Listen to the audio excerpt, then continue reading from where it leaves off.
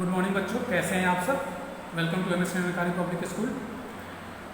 आज मैं कक्षा प्रथम की जो व्याकरण की आपकी पुस्तक है उसका जो पहला अध्याय है भाषा और व्याकरण, उसके बारे में मैं आपको बताऊंगा कि भाषा क्या होती है, व्याकरण क्या होती है, भाषा की क्या ज़रूरत है हमारे जीवन में, व्याकरण की क्या ज़रूरत है हमारे जीवन में, मैं वो आपको बताऊँगा।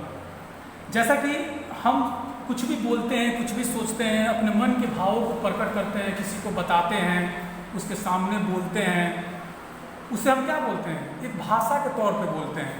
चाहे वो भाषा पंजाबी भाषा हो, मलयालम भाषा हो, कन्नड़ भाषा हो, इंग्लिश भाषा हो, हिंदी भाषा हो, तमिल हो, उर्दू हो, फारसी हो, अरबी हो, इन तमाम तरह की भाषाएं जो हमारे देश में या अदर जगहों पे, दूसरे जगहों पे बोली जाती है, उसे हम क्या बोलते हैं, भाषा के द्वारा ही बोलते हैं।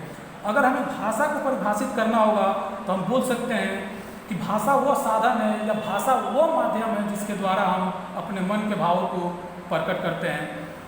अब सवाल ये उठता है बच्चों की, भाषा या तो लिखित रूप में बोली जा सकती है, या तो सांकेतिक रूप में बोली जा सकती है, या तो बोलकर बोली जा सकती है। तो इस क्रम में भाषा को 3 भागों में बांटा गया है, या हम बोल सकते हैं कि भाषा का 3 प्रकार होता है। पहला जो होता है वो होता है मौखिक भाषा, दूसरा जो होता है वो होता है सांकेतिक भाषा, तीसरा जो होता है वो होता है लिखित भाषा। मौखिक भाषा का मतलब होता है मुख से बोलकर प्रकट की जाने वाली भाषा को मौखिक भाषा कहते हैं। लिख कर प्रकट की जाने वाली भाषा को लिखित भाषा कहते हैं। संकेत करके प्रकट की जाने वाली भाषा को सांकेतिक भाषा कहते हैं। तो यानी हम बोल सकते हैं बच्चों की भाषा वो माध्यम है जिसके द्वारा हमारे मन में जो भी विचार होती है उसे हम प्रकट करते हैं, या तो उसे हम लिख कर प्रकट करते हैं, या तो उसे बोल कर प्रकट करते हैं, या तो उसे संकेत के द्वारा प्रकट करते हैं। अब आगे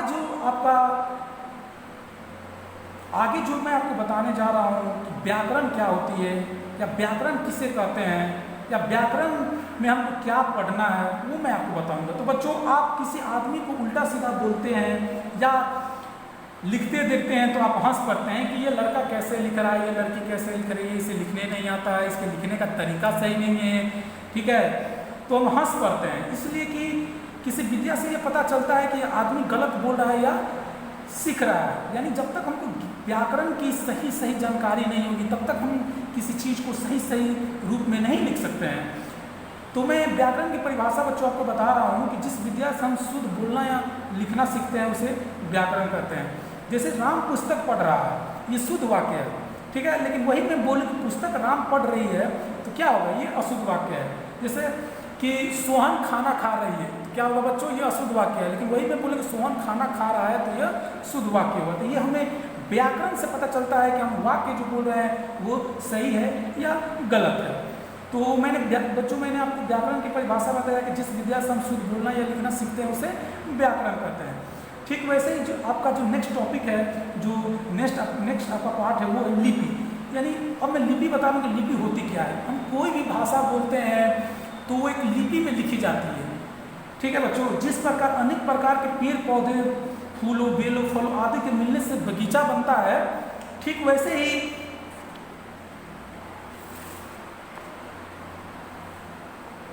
ही लिपि का काम होता है। जैसे हिंदी हमारी लिपि हुई, हिंदी हमारी भाषा हुई, ठीक है बच्चों, वो देवनागरी लिपि में लिखी जाती है।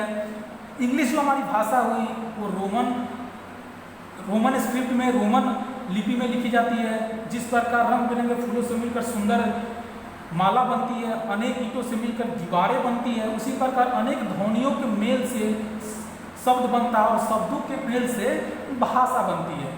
जब हम कुछ बोलते हैं तो हमारे मुंह से ध्वनियाँ निकलती है। ध्वनियों को लिखने के लिए कुछ चिन्ह होते हैं, इन ध्वनि चिन्हों को लिपि कहते हैं।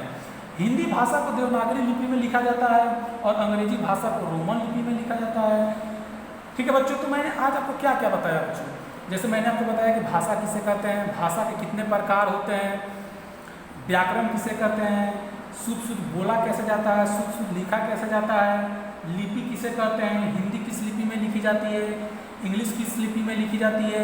इन सभी चीज़ों को आप अच्छे से एक बार अध्ययन करें, उसे अपने नोटबुक में लिखें और उसे याद करें।